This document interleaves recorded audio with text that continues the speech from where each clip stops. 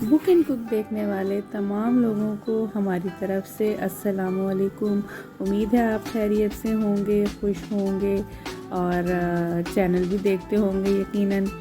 तो आज जो है हम रेसिपी अपने किचन में हमने बनाई है वो हमारी तो ऑल टाइम फेवरेट है, वो है जनाब भिंडी मसाला। तो वैसे तो भिंडी का मौसम गर्मियों का होता है, लेकिन ओमान में उल्टा हिसाब है, यहाँ इन दिनों में बहुत अच्छी भिंडी मिलती है।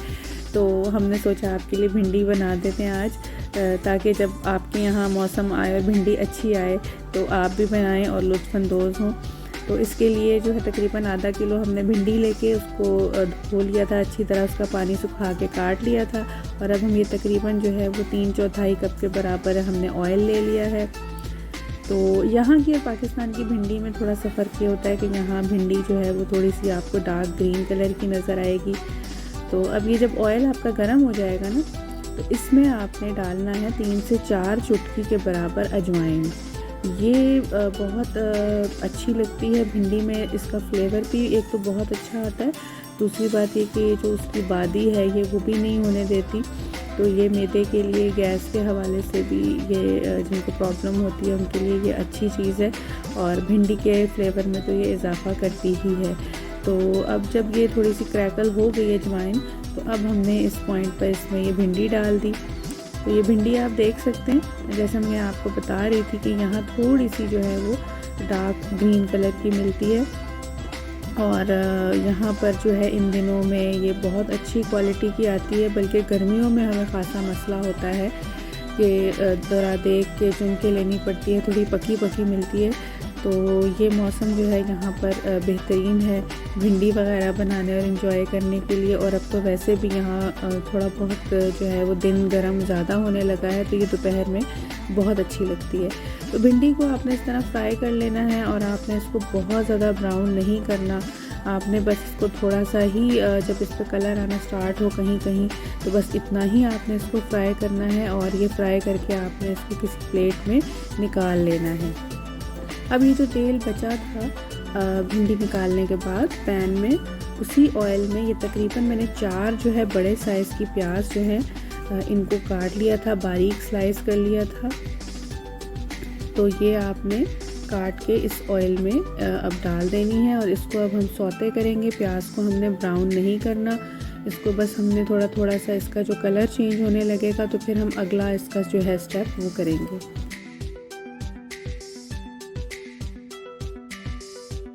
ये देखिए, ये प्याज का कलर जो है ये अब चेंज हो गया है, ये ब्राउन जो है वो नहीं हुआ।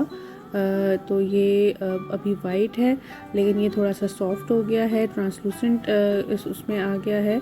तो ये आप देख सकते हैं, इस तरह से हमें ये प्याज चाहिए। अब हमने क्या किया, तकरीबन 2 बड़े साइज़ के टमाटर के छिलका उतार के उनको छोटा छोटा चॉप कर लिया, और 3 से 4 अदद हरी मिर्चें जो हैं वो भी हमने काट के इसमें डाल दी हैं। हरी मिर्चें बहुत अच्छी लगती हैं भिंडी में। अच्छा, टमाटर का भी मैं बताती चलूँ कि बहुत से लोग टमाटर नहीं डालते, बगैर टमाटर के भिंडी बनाते हैं। तो भिंडी बनाने के भी बहुत से तरीके हैं, और टमाटर वैसे ऑप्शनल है, चाहें तो डालें। कई लोग इसमें नींबू निचोड़ देते हैं आखिर में ज़्यादा, या फिर कुछ लोग दम लगाते हुए इसमें 2 से 3 टेबलस्पून के बराबर दही डाल देते हैं।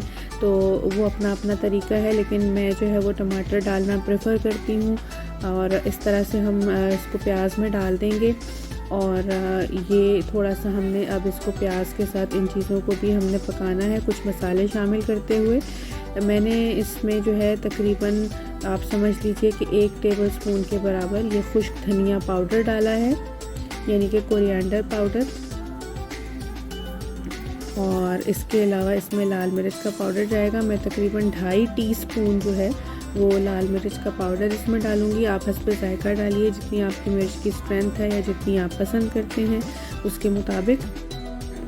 और अब इसमें जाएगा तकरीबन 1.5 टीस्पून के बराबर नमक भी आप हस्बे जायका डालिए। तो ये मैंने इसमें नमक डाल दिया है। अब इसमें जाएगी तकरीबन 1/2 टीस्पून के बराबर हल्दी पाउडर, यानी कि टर्मरिक पाउडर, ये हम डाल देंगे इसमें। और ये अब मसाले जो हैं ये इसमें मुकम्मल हो गए हैं। अब हम इनको मिक्स कर लेंगे। हमने आंच जो है लो टू मीडियम पे अभी रखी हुई है।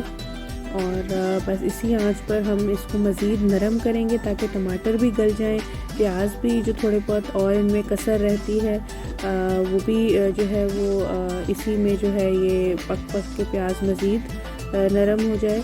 और ये अब मैं डाल रही हूँ इसके अंदर तकरीबन 1 टीस्पून के बराबर ज़ीरा पाउडर। ये ऑप्शनल है, ये आप चाहें तो डालें, डालना चाहें तो ना डालें। वैसे इस भिंडी मसाला में जो ज़्यादा प्रोमिनेंट आपको फ्लेवर आएगा इन मसालों के अलावा वो आता ही अजवाइन डालने से है, जो हमने शुरू में डाली थी, तो वो आप स्किप ना कीजिएगा, तो आपकी ये भिंडी बहुत अच्छी बनेगी इंशाल्लाह। तो ये अब देख लें कि ये इस तरह से हम इनको पका रहे हैं टमाटर और प्याज के आमेज़े को। अब मैं इस आमेज़े को तकरीबन 5 मिनट के लिए ढक के पका लूँगी ताकि अच्छी तरह टमाटर भी अपना पानी छोड़ दें और ये मसाला जो है ये मुकम्मल तौर पर जो है ये कुक हो जाए। अब ये देखें इसकी ये फॉर्म हो गई है 5 मिनट के बाद। ये देखें ये ऐसा हो गया है, मसालों का जो फ्लेवर है वो इसमें इन्फ्यूज़ हो गया है, टमाटर भी गल गए हैं तकरीबन, और प्याज जो है वो भी हमें इतना ही गला हुआ चाहिए। अब हम इसमें शामिल करेंगे जो भिंडी हमने फ्राई करके रखी हुई थी वो। ये आप देख सकते हैं भिंडी डाल दी, और भिंडी डाल के अब हम इसको भी इस मिक्सचर के साथ इसको हम मिक्स कर देंगे इस तरह से। और ये भिंडी डालने के बाद अब हम इसको थोड़ा सा पकाएंगे, बल्कि इसको हम जो है वो थोड़ा सा पका के इस तरह से 1 से 2 मिनट हिला के और फिर हम इसको ढक के पकाएंगे ताकि भिंडी जो है उसके अंदर भी तमाम मसालों का जायका जो है वो चला जाए। और जिस अजवाइन के साथ हमने भिंडी को फ्राई किया था वो तो भिंडी के साथ ही लग के निकल गई थी ज़्यादातर वोक में से, तो उस अजवाइन का फ्लेवर भी इन मसालों में मिक्स हो जाएगा। तो बस अब ये इसका स्टेप है, और ये आप देख सकते हैं हमने इसको कवर कर दिया है। कवर करके हम इसको 10 से 12 मिनट तक सिमर करेंगे, लो आंच पे रखेंगे। और अब हम जो है 10 से 12 मिनट के बाद जब ये आपकी दम हो जाएगी भिंडी, तो इसमें आप 1 अदद या 2 अदद जितने आपको नींबू पसंद है, जितनी खटास पसंद है, वो आप इसमें निचोड़ दीजिए। और ये भी वैसे ऑप्शनल है, लेकिन इसका फ्लेवर और इसकी खुशबू जो है वो भिंडी में बहुत अच्छी लगती है। और अब मैंने तकरीबन 1 और नींबू ले लिया था, 1 नींबू का तो मैंने रस निचोड़ा था, 1 के मैंने इस तरह से स्लाइसेस काट लिए थे, वो काट के हम इसमें रखेंगे। और 1 तो हरी मिर्चें जो हैं इनको मोटा मोटा जो है मैंने काट लिया था, ये भी मैं रखूँगी। और अब हम इसको मज़ीद जो है 4 से 5 मिनट दम पे रखेंगे। ये देखें ये अब 4 से 5 मिनट बाद जो है ये दम हो गया है, और बस ये भिंडी जो है हमारी सर्विंग के लिए तैयार है। इसे आप दोपहर में पराठे के साथ खाइए, बहुत अच्छी लगती है, चपाती या फुल्का बनाइए, ये लाजवाब डिश है। ये अब जो दिन आ रहे हैं, अब जो मौसम आ रहा है उसमें ये बहुत जो है वो अच्छी लगेगी आपको खाने में। और अगर आप किसी ऐसे मुल्क में हैं जहां आजकल ये बहुत अच्छी क्वालिटी में अवेलेबल है, तो आजकल में ही इसे ज़रूर बनाइए। तो जनाब दम भी इसे आ चुका है, अब मैं सर्विंग के लिए बोल में निकाल रही हूँ। इसे मैंने सर्व किया है हरी चटनी के साथ। हरी चटनी के साथ भी ये बहुत अच्छी लगती है।